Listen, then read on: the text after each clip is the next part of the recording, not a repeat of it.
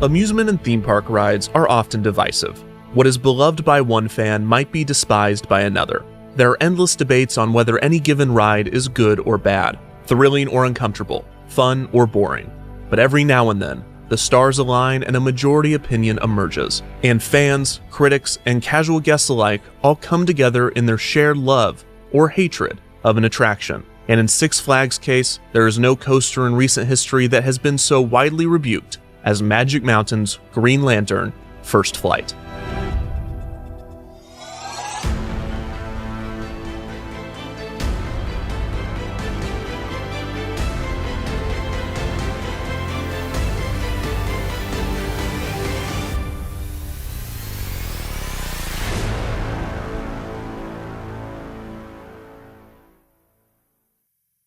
On May 29, 1971, Magic Mountain opened its gates. The park, located in Valencia, a neighborhood of Santa Clarita, California, opened with 38 listed attractions.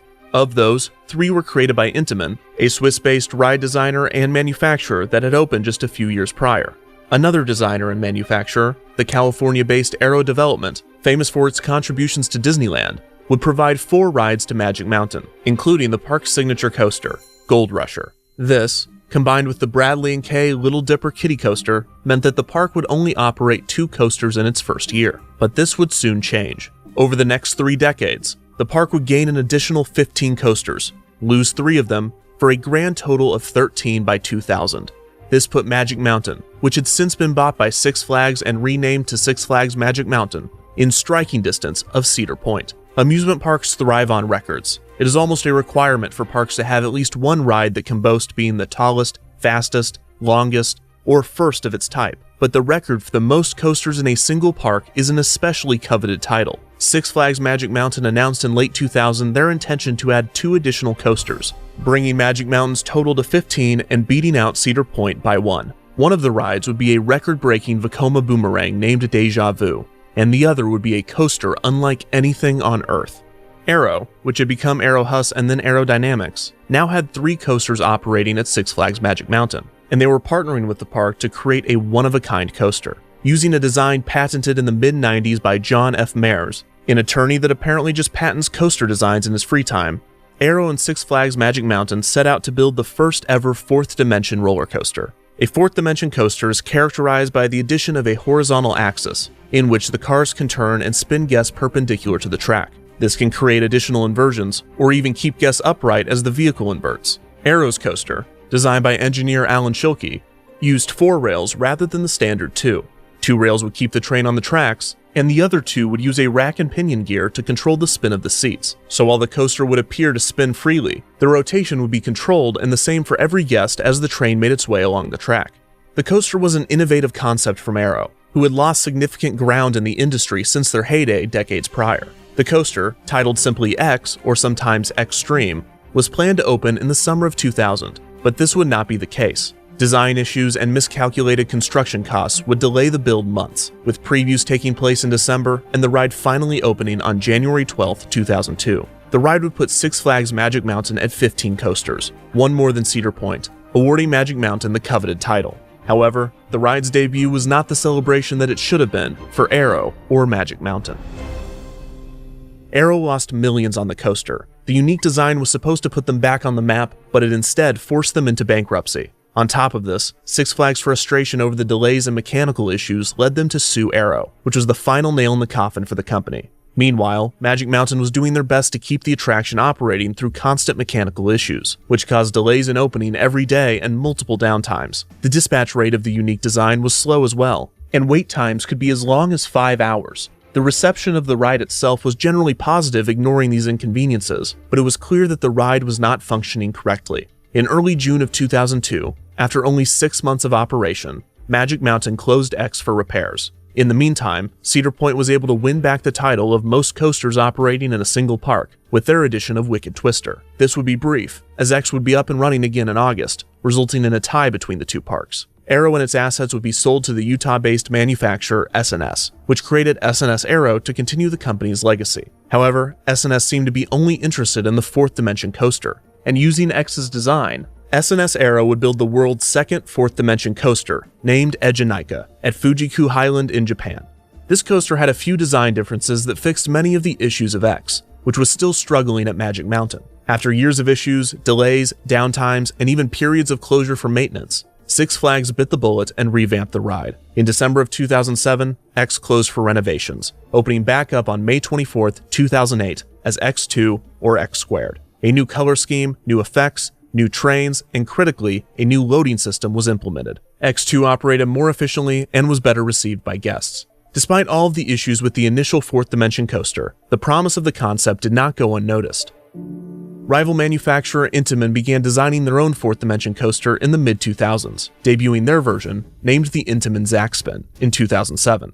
Two Zackspins were created, Kirnu at Linnanmäki in Finland, and Inferno at Terra Mítica in Spain. Despite being Fourth Dimension coasters, giving riders the ability to flip on a horizontal axis, there were significant differences between Intamin and Arrow's design. First, the Zackspin's track is laid out vertically, resulting in a very small footprint and compact design. Second, while X2 had 7 cars to a train, with 2 guests on either side of a car, and all 28 guests facing the same direction, the Zackspin had a single vehicle, with 4 guests on either side, 2 facing one way and 2 facing the other. This resulted in difference number 3. The axis of the rotation was not centered to the riders, rather it was centered to the car. And finally, and most importantly, the Zackspin models were free spinning. While Arrow's designed predetermined rotations, Intamin's varied depending on weight distribution. The first 2 Zackspins were rather short in length. In 2009, a slightly larger Zackspin in Grönalund in Sweden, named Insane, would debut. 2 years after that, Intamin would create a 4th Zackspin, identical in layout to Insane. This would be the first Zackspin to debut in North America, and it will be located at none other than Six Flags Magic Mountain. On October 20th, 2010, Six Flags Magic Mountain announced the addition of 2 new coasters, a relocated kiddie coaster from Six Flags New Orleans, and a new Zackspin themed to the Green Lantern titled Green Lantern First Flight.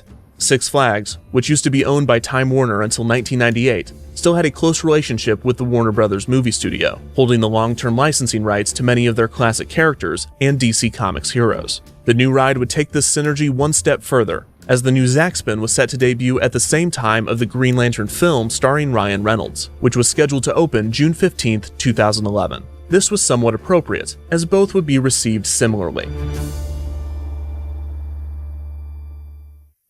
Green Lantern First Flight would be located in the westernmost section of the park, which at the time was named the Gotham City Backlot. It would be renamed to DC Universe to accommodate Green Lantern's addition. The ride would take over a small section of land that at the time held trees, lunch tables, and a Gotham City statue. Construction began in early 2011 and continued into the early summer. However, the ride would miss its opening date, being delayed 2 weeks past the movie's premiere. Testing began in June, and there were a few kinks to work out. In reality, this was probably just caused by someone not tightening the lid on the water test dummies. But never ignore an omen. The ride had the same specs as Insane. It was 107 feet tall and reached speeds of 35 miles an hour. It was celebrated as the first ever completely vertical pattern zigzag roller coaster featuring 360-degree spinning seats in North America. What took them so long? Most importantly, for marketing, it was a record-breaking coaster, technically. The coaster itself broke no records. As aforementioned, it was a clone of Insane. However, the existence of the coaster broke arguably the most important record, which is, of course, the most coasters in a park. Green Lantern First Flight would be the park's 18th coaster, beating Cedar Point's 17. Now with the most coasters on the planet, go big. Go Six Flags Magic Mountain. This was just in time for Magic Mountain's 40th anniversary, and the park touted that they now had the most comprehensive collection of thrilling coasters anywhere in the world. A media event was held for the ride on June 30th, 2011. The grand opening ceremony was star-studded. Aquaman was there, Wonder Woman was there, and of course the Green Lantern himself was there. In brightest day, in blackest night, in spandex that hide nothing from sight.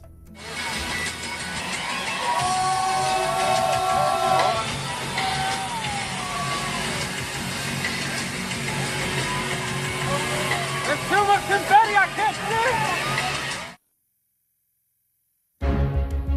The following day, the ride was open to the public. Guests would approach the ride, viewing the coaster, a large Green Lantern power battery, and a large Green Lantern illustration. They would pass under a sign for Ferris Aircraft, where courage takes flight, the fictional aircraft company where Hal Jordan, the Green Lantern himself, was a test pilot. They would pass by a model of a plane and more information on Ferris Aircraft. As guests entered the Q building, they would be met with Ab and Sir's wrecked starship. The next room would feature a Green Lantern power battery and a pre-show video of animated Green Lantern illustrations. Next, they would be greeted by a sign featuring the Green Lantern Oath. The line would then be split so that guests could board on both sides of the track. Guests would be seated 8 to a vehicle, 4 in each car, with 2 passengers facing forward and the other 2 facing back. The ride began and the spin was unlocked, giving riders their first preview of what was to come. They would lock in position as guests began their ascent, resulting in guests climbing the lift hill at a number of angles depending on weight distribution. Guests would then brave the 107-foot or 33-meter lift hill before beginning their zigzag descent along the 828-foot or 252-meter track.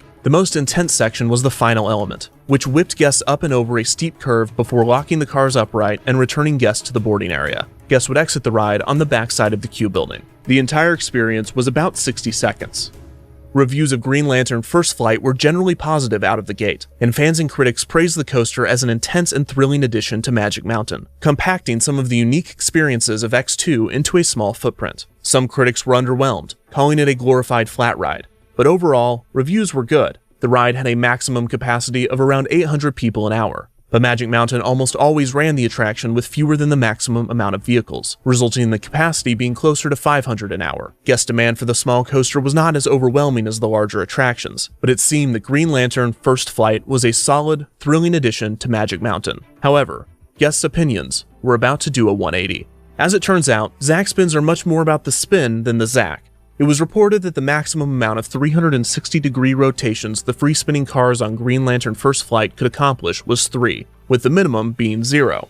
But many reported in the early months accomplishing 4, 5, or even 6 spins. The amount of rotations depended on the weight distribution of the car, and reportedly, how much the cars were allowed to spin. The latter rumor purported that there was a friction mechanism that the park or ride operators could control, so while the cars would still be free spinning and capable of 360-degree rotations, the amount of force necessary to make a full rotation could be much greater depending on this setting. But this has not been confirmed. Weight distribution, on the other hand, definitely plays a huge role. Supposedly, ride operators in European parks where the other 3 Zackspin coasters resided make an effort to maximize the number of rotations by purposefully picking heavier riders and pairing them with lighter ones. Of course, Six Flags would not make the same effort, resulting in varying ride experiences. Fewer rotations leading to a less thrilling ride was not even the real problem. The biggest issue was the experience that fewer rotations could cause.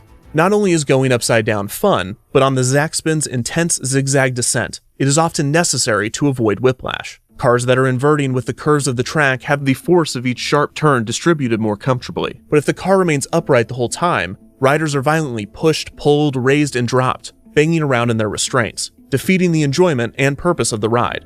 Plus, as previously mentioned, Zackspins placed guests off the horizontal axis in which they spin, exacerbating the whiplash effect, as each guest is essentially catching up with the movement of the ride. The restraints were also less than comfortable, with many guests complaining of pain in the shoulders and in some cases, hits below the belt. To put it delicately, it was a pelvic nightmare. This tainted the ride for many guests, but the complaints were minimal during the ride's opening months. It wasn't until early 2012 that the ride would develop its reputation among coaster fans and regular guests as one of, if not the worst Six Flags coaster in operation. Through late 2011 and early 2012, the ride experienced a few breakdowns, leaving riders either facing the sky or upside down for an extended period of time. This was either a prevalent issue or something Six Flags wanted to avoid entirely, as an adjustment was made to the ride's design to prevent this from happening. The vehicles, which prominently displayed fins that appeared in the formation of a throwing star, were given additional metal, filling in the gaps, resulting in a solid structure.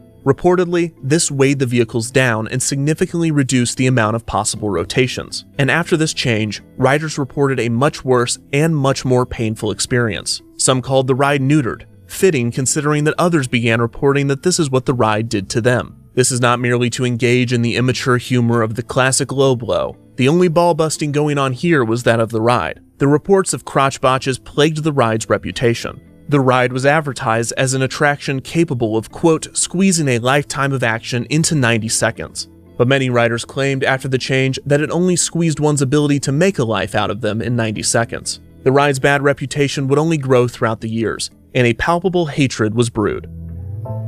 In July of 2014, Green Lantern First Flight and all of the Intamin Zaxpins were closed out of caution after an 18-year-old man died after falling out of the Inferno Zaxpin in Spain. It was soon revealed that the park had modified the attraction's restraint without the knowledge of Intamin, and the other Zaxpins were reopened. The following year, a new fourth dimension free-spinning coaster would open at Six Flags Fiesta Texas named Batman the Ride, but this would not be developed by Intamin. Rather SNS Aero, which had since been acquired by Sansei Technologies. The company had built one additional fourth-dimensional coaster in X2 style at China Dinosaurs Park, named Dinoconda, but this would be the last of its kind that SNS Sansei would develop. Batman the Ride was similar to a Zaxpin, but different in a few key ways that solved many of the problems that Intamin's design had. First, riders were separated into cars of 2 rather than 4, and the axis was centered on the seats, more specifically the riders' stomachs, resulting in a more comfortable experience and a somersaulting effect. Second, the cars use a magnet and fin mechanism that allowed for force spins in key areas, while allowing free spinning during the rest of the ride. This concept, again designed by Alan Schilke, was a huge success, and a total of 9 SNS free spins had been installed throughout the world. To compete, Intamin announced a new generation of their free spin model that shared more than a few similarities to SNS's version, although so far, none have been installed. As fourth dimension coasters spread throughout the world, Green Lantern First Flight continued to disappoint. The amount of negative reviews for the attraction cannot be overstated. It was truly despised by many, while there was a minority of people that enjoyed the attraction and thought everyone else was not tough enough for it. Many more Magic Mountain visitors actively avoided the ride. And then suddenly, in July of 2017, Magic Mountain closed the coaster, giving no explanation as to why. Rumors circulated that a woman had hurt her back on the ride and was suing the park, but nothing official ever surfaced. In early 2018, trim brakes were installed, leading many to believe that the ride was just being modified for reopening. However, this was not the case. The ride remained closed for the rest of the year. In early 2019, Magic Mountain guests noticed that the ride was being tested. However, this time the rumor was not that the ride would reopen. Rather, the coaster was being tested before it was to be sold or moved. This most likely was the case, as it was soon revealed that La Ronde, a Six Flags park in Montreal, Quebec, Canada, was to receive the ride, which would be renamed Vipère. Six Flags Magic Mountain's official reasoning for removing the coaster was to make way for new development. No progress has begun on the area, and the queue still remains intact. The coaster was dismantled in late 2019 and transported to La Ronde, where it was to open in 2020, but the COVID-19 outbreak has indefinitely delayed the ride's opening. Green Lantern First Flight's replacement was rumored to be an RMC Raptor single-rail coaster.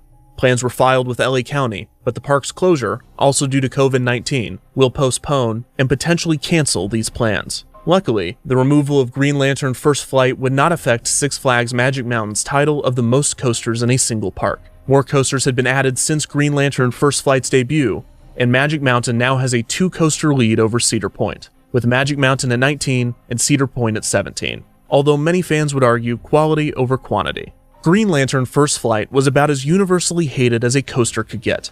It was not without its fans, but the majority of guests seemed to agree that it was not worth the whiplash. Most disappointingly, the ride was received well before the modifications. It is possible that the coaster could have lived on with a much different reputation if Six Flags had not made the change.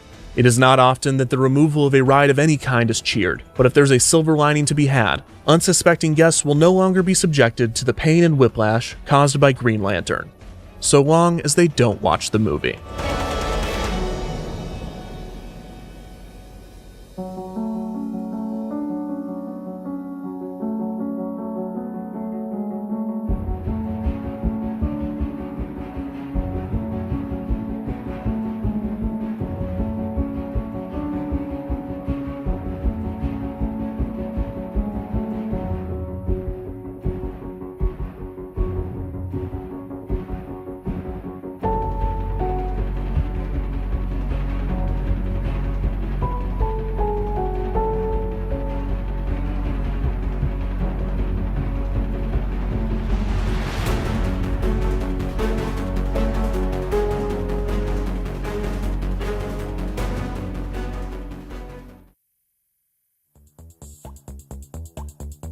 My Dinoconda don't want nothing. That's enough.